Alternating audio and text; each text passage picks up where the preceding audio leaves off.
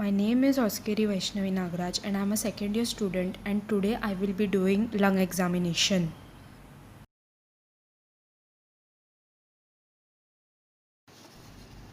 By eliciting the patient's concerns before the examination, you prepare for examination that is efficient and productive. Also note that if the patient is a chain smoker, then counsel him about the risk of related disease and death and tell them about the techniques that help them quit successfully.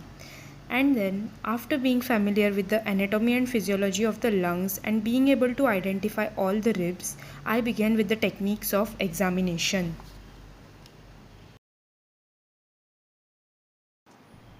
Before I started the examination, I made sure that all the equipments are at an easy reach, and then I introduced myself to my patient, then asked for patient's name and age and why they are here, and then explained them the procedure of the lung examination.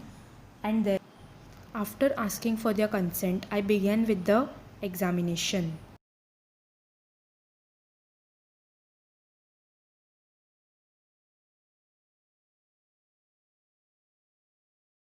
Note the shape of the chest and how it moves, and is the thorax symmetrical or is there any bony deformities present? Listen to the sounds of breathing that may indicate respiratory distress. Normally, a resting adult breathes easily, quietly, and regularly about 14 to 20 times a minute. Also, inspect the patient's neck for retraction of the accessory muscles, namely the supraclavicular, sternocleidomastoid, or scalene muscles that suggest respiratory difficulty.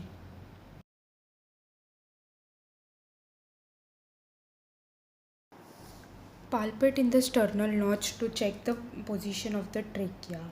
It should be in the midline.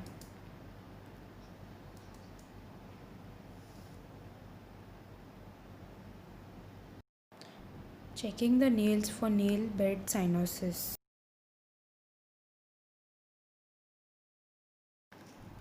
Observe the chest for contour, symmetry, and deformities, and inspect the overlying skin.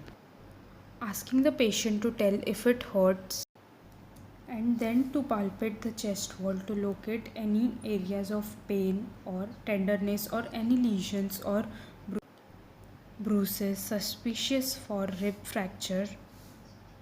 To test chest expansion, place your thumbs close to the patient's spine at the level of the 10th ribs and spread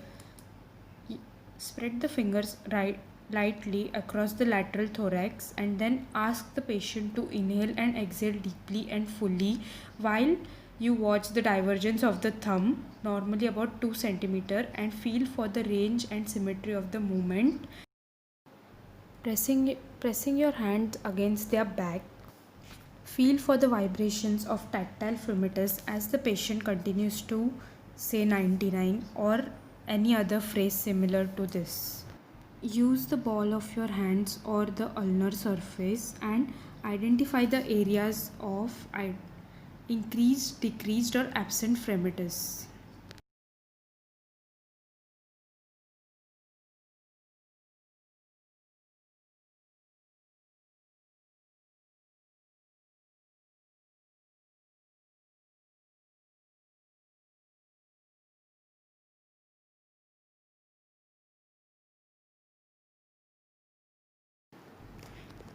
While percussing, please note that you should follow a systematic ladder pattern going from side to side. Only the distal interphalangeal joint of the pleximeter finger should be in contact with the chest wall to avoid dampening.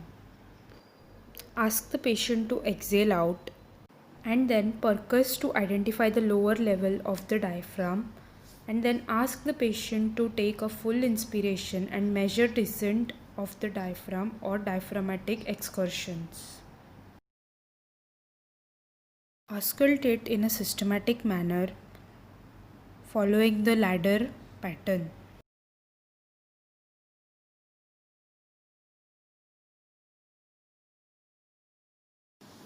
Listen to the pitch and intensity of the inspiratory and expiratory sounds to decide what type of breath sounds we are hearing. And note any added sounds. Listen to at least one entire breath cycle at each location. Auscultate in the chest and again ask the patient to say 99, 99. Normally, the sounds transmitted through the chest wall are muffled and indistinct. Ask the patient to say E continuously in the test for egophony. To examine the anterior thorax, have the patient lie supine and breathe normally. Observe the condition of the skin and inspect the chest for deformities, asymmetry, and respiratory movement. Palpate the chest to locate any areas of tenderness or to assess any lesions or any abnormalities. Then also assess for the chest expansion. Palpate for tactile fremitus. Compare both the sides of the chest using the ball or ulnar surface of your hand. Fremitus is usually decreased or absent over the precordium because the anterior chest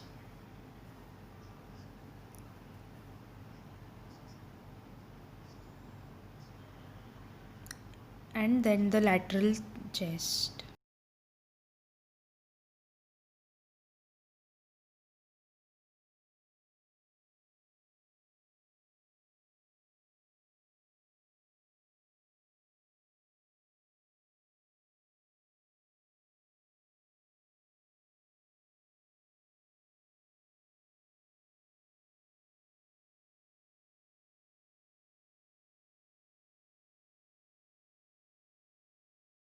Listen to the breath sounds, noting their intensity and identifying any variation from normal vesicular breathing.